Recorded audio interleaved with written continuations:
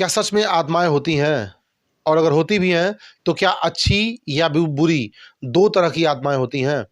आज की जो सच्ची घटना है, उसको सुन कर के आप सोचने पे ज़रूर मजबूर हो जाएँगे। आप सोचिए कि आपके साथ किसी कंपनी में कोई आत्मा आए, लगातार 3 महीने तक काम करे, हर महीने अपनी सैलरी ले और सैलरी के साथ-साथ लगातार वो best employee of the month का खिताब भी जीत कर के ले जाए। ऐसी एक घटना है जहाँ एक आत्मा आती है, 3 महीने तक काम करती है और लगातार 3 महीनों तक वो best employee of the month का खिताब भी जीत करके ले जाती है और अचानक एक दिन गायब हो जाती है। ये देश का एक ऐसा घटना है जिस पे बॉलीवुड ने 2 फ़िल्में भी बनाई थी और टाइम्स ऑफ इंडिया जो देश का एक बड़ा अखबार है, इसने 30 अक्टूबर 2014 को इस पे एक इंटरव्यू भी संपादित किया था। बताऊँगा वो 2 फ़िल्में कौन-सी हैं, बने रहिए वीडियो के अंत तक। नमस्ते, मैं हूं देवव्रत पांडे और आप देख रहे हैं न्यूज़ ऑन द वे। दरअसल हरियाणा के गुरुग्राम में एक कॉलोनी है जिसका नाम उद्योग विहार है। इसी उद्योग विहार कॉलोनी में एक सैफ्रॉन बीपीओ कंपनी है। यहाँ नाइट शिफ्ट में एक लड़की काम करने के लिए आती है जिसका नाम निकिता रॉय है। प्यार से लोग उसे रोज़ी भी कहा करते थे। ये निरंतर लगातार 3 महीने से best employee of the month का खिताब वहाँ से जीत करके जा रही थी। बेहद ही होनहार कर्मचारी थी। उस बीपीओ कॉल सेंटर में जितने लोग भी काम करने वाले थे, वो सभी लोग रोज़ी की तरह ही बनना चाहते थे क्योंकि जो उसका तरीका था कस्टमर को सैटिस्फाइड करने का, वो बेहद शानदार था। पंक्चुअल थी, समय से कंपनी पहुँचती थी, समय से घर आती थी। बेहद खुशदिल भी थी, यानी अमूमन हर तरह से वो बेस्ट थी, जिस कारण 3 महीने से लगातार उसको best employee of the month का पुरस्कार से नवाजा जा रहा था। एक रात ऐसी घटना होती है कि वो कॉल सेंटर पे बात कर रही थी। अगर जनरली देखा जाए तो किसी भी कॉल सेंटर पे किसी भी कस्टमर या जो कस्टमर केयर ऑफिसर होते हैं या एग्जीक्यूटिव होते हैं जिनसे बात होती है, तो बहुत अधिक अगर बात हुई तो 2, 4, 5 मिनट, अधिकतम 10 मिनट। लेकिन उस रात रोजी जिससे फ़ोन से बात कर रही थी, बेहद परेशान थी। उसके चेहरे का एक्सप्रेशन बार-बार बदल रहा था। कॉल चलते-चलते 10 मिनट से ऊपर चली गई, धीरे-धीरे 20 मिनट तक पहुँच गई। अब जब इतनी लंबी बातचीत होने लगी, तो जो अन्य कर्मचारी वहाँ मौजूद थे, उन सबका ध्यान अब रोज़ी के ऊपर चला गया क्योंकि वो बार-बार गुस्सा रही थी, चेहरे का एक्सप्रेशन बदल रही थी। धीरे-धीरे करते-करते यह कॉल 40 मिनट तक पहुँच गई और 40 मिनट के बाद 45 मिनट पे रोज़ी ने गुस्सा करके फ़ोन को काट दिया और वहाँ से नाराज़ होकर के चली गई। इस बात को अन्य कर्मचारियों ने अपने एचआर को बताया। तो एचआर ने कहा ठीक है, हो सकता है किसी बात को लेकर के वो नाराज़ हो गई हो, अगले दिन आएगी तो उससे बात किया जाएगा इस मामले में। लेकिन अगले दिन भी रोज़ी काम करने नहीं आई। तब जो बड़े ऑफिसर्स थे, उनको इस बात की चिंता होने लगी कि आखिर ऐसी कौन-सी घटना हो गई कि वो नाराज़ होकर के चली गई और काम पे नहीं आई। उसको फ़ोन किए गए, उसको मेल्स किए गए, लेकिन किसी भी तरह से वो जवाब नहीं दे रही थी। अब जो अधिकारी थे उन्होंने कर्मचारियों से कहा चलो देखते हैं वो किससे बात कर रही थी क्योंकि कॉल तो रिकॉर्डेड है और चेक करते हैं उसकी किससे क्या बात हुई है। जब रोज़ी का कॉल रिकॉर्ड निकाला गया तो जितने लोग भी वहाँ मौजूद थे, जिन्होंने भी वो वहाँ उस कॉल को सुना, सभी लोगों ने अपने दाँतों तली उँगली दबा दी। जब कॉल रिकॉर्डिंग को ऑन किया गया तो बातचीत तो हो रही थी, लेकिन केवल रोज़ी की ही आवाज़ सुनाई दे रही थी, अगले की किसी की आवाज़ वहाँ नहीं आ रही थी। तब वहाँ लोगों को लगा, ऑफिसर्स को या फिर जो कर्मचारी थे, कि लग रहा है रोज़ी का तबीयत खराब था और वो बार-बार रोज़ आती है, नाइट शिफ्ट करती है और कॉल सेंटर पे बात करती है, तो इस वजह से वो फेक कॉल कर रही थी। यानी उधर से किसी की आवाज़ नहीं आ रही है, वो अपने आप से बात किए जा रही है।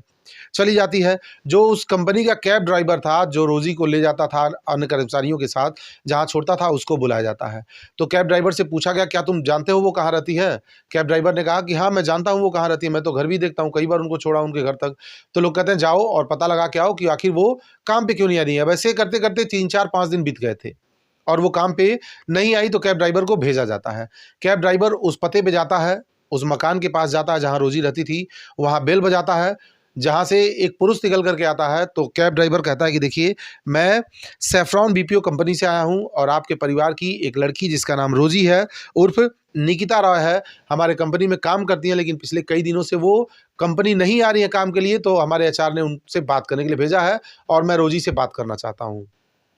मकान मालिक ने निकला या जो भी पुरुष मकान के अंदर से बाहर आया था, उन्होंने कहा इस नाम की तो कोई लड़की हमारे वहाँ रहती ही नहीं है। तो ड्राइवर ने कहा ऐसे कैसे हो सकता है, मैं रोज़ यहीं छोड़ के उनको जाता था और रोज़ यहीं से ले जाता था। तो फिर मकान मालिक ने कहा नहीं, नहीं, इस नाम का कोई यहाँ नहीं रहता और आप यहाँ से जाइए। कैब ड्राइवर अपने ऑफ़िस पहुँचता है, अधिकारियों को ये बात बताता है कि देखिए ऐसी-ऐसी बात है, उस मकान से जो भी शख्स निकल कर के आए थे, उन्होंने तो कहा कि इस नाम की कोई लड़की यहाँ नहीं रहती है। अब एचआर को लगता है, या जो कंपनी के वरिष्ठ ऑफिसर्स थे, उनको लगता है कि लग रहा है रोजी किसी बात से बेहद नाराज हो गई है और वो काम नहीं करना चाह रही, इसलिए उसने अपने मकान मालिक से ये बोलने के लिए कह दिया होगा। चूंकि वो बेहद ही होनहार कर्मचारी थी, लगातार 3 महीने से best employee of the month का अवार्ड ले जा रही थी, तो ये कंपनी लिहाजा उसको खोना नहीं चाह रही थी। तो उसके डॉक्यूमेंट्स निकाले गए जहाँ की वो मूल निवासी थी। इसके बाद कंपनी का एक ग्रुप उसके मूल आवास पे पहुंचा, जहां वो रहती थी, जो उसका मूल एड्रेस था, यानी मुख्य पता था, उस पते पे लोग पहुंचे।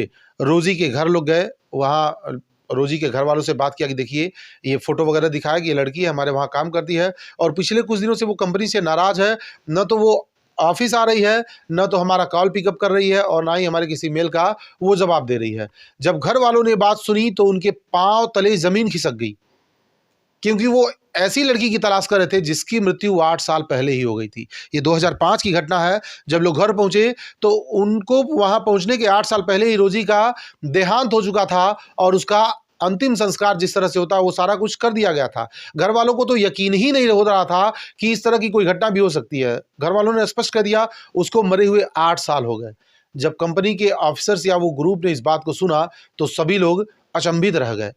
धीरे धीरे जब ये मामला वायरल हुआ, फैलना शुरू हुआ, तो टाइम्स ऑफ इंडिया की एक रिपोर्टर जिनका नाम समीन हुसैन था, उन्होंने इसी कंपनी के में काम कर रहे समर अब्बास से बात किया, जो रोजी के साथ में उस कंपनी में काम करते थे।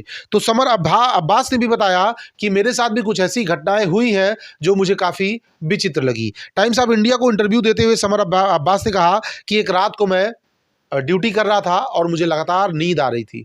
मैं बार बार झपकियों पे झपकियां लेता जा रहा था। तो मैंने सोचा अगर सो जाऊंगा, नींद लग जाएगी तो बॉस नाराज होंगे। वो बाथरूम की तरफ जाते हैं और अपना मुंह धुल रहे थे।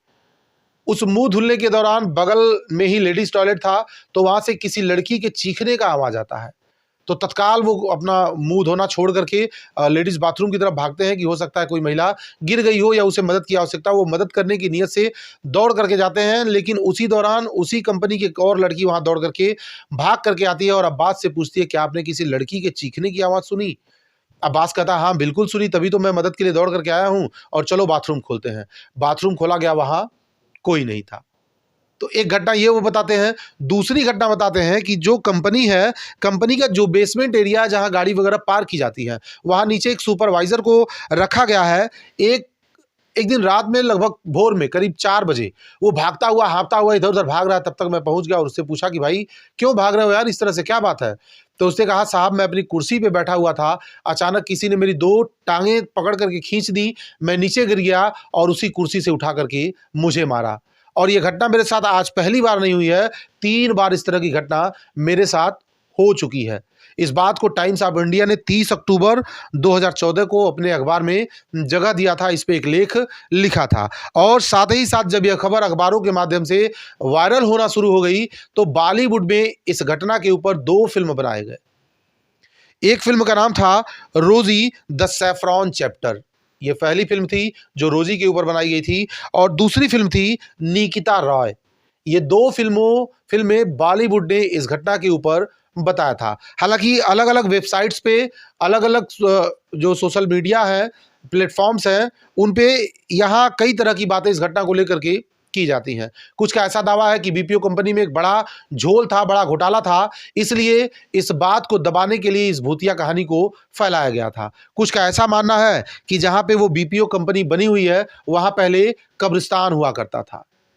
इस घटना को लेकर के आप क्या सोचते हैं, हमारे कमेंट बॉक्स में राय जरूर दीजिएगा। और इस तरह की घटनाओं को सुनाने का मकसद किसी को डराना, किसी को भयभीत करना नहीं है।